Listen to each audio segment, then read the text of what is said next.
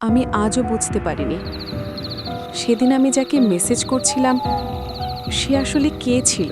মানে কার সাথে চ্যাট করছিলি? আমার বেস্ট ফ্রেন্ড ঋতিকা। কিন্তু সমস্যা হলো ঋতিকা তখন 3 দিন আগেই মারা গেছে। কি বলছিস তুই? শোন, সবটা বলছি। ঋতিকা হঠাৎ অ্যাক্সিডেন্টে মারা যায়।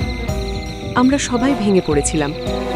ওর নম্বরটা আমি ডিলিট করতে পারিনি। সেদিন রাত ঘড়িতে ঠিক 3টে AM হঠাৎ ফোনে হোয়াটসঅ্যাপ নোটিফিকেশন, ঋতিকা তুই জেগে আছিস? আমার শরীর ঠান্ডা হয়ে গেল। আমি ভাবলাম কেউ মজা করছে। আমি রিপ্লাই দিলাম, কে? সাথে সাথে রিপ্লাই, আমি ঋতিকা। তুই ব্লক করলি না? পারিনি, কারণ তখন দেখলাম লাস্ট সিন 3টে AM আর ডিপিতে ঋতিকার সেই একই ছবি।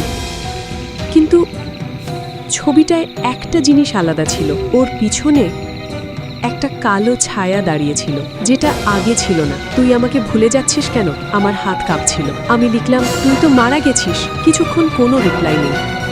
তারপর, না, আমি এখনো আছি, তোর খুব কাছে। ঠিক তখনই আমার রুমের দরজা ধীরে ধীরে খুলে গেল। কর। তোর বাড়িতে কেউ ছিল না? না, আমি একাই ছিলাম। হঠাৎ ফোনে নতুন মেসেজ, পিছনে তাকাস না। আমার বুক ধড়ফড় করছিল, শ্বাস নিতে পারছিলাম না।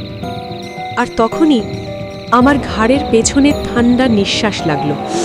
আমি ধীরে ধীরে ঘুরে তাকালাম, কেউ নেই। আবার ফোনে মেসেজ, দেখতে পেলি না? আমার চোখে পানি চলে আসছিল। হঠাৎ ফোনের স্ক্রিন নিজে নিজে অন হলো, ক্যামেরা ওপেন হয়ে গেল। আমি স্ক্রিনে যা দেখলাম, আমার পিছনে ঋতিকা দাঁড়িয়ে হাসছে। এবার আমি থাকব, তুই আসবি। হঠাৎ লাইট অফ। পরদিন সকালে লোকেরা আমাকে অজ্ঞান অবস্থায় পায়, ফোনটা ভাঙা। কিন্তু একটা জিনিস এখনো আছে, প্রতিদিন রাত 3টে বাজলেই আমার হোয়াটসঅ্যাপে দেখায়, ঋতিকা ইজ টাইপিং, তুই এবার কবে আসবি?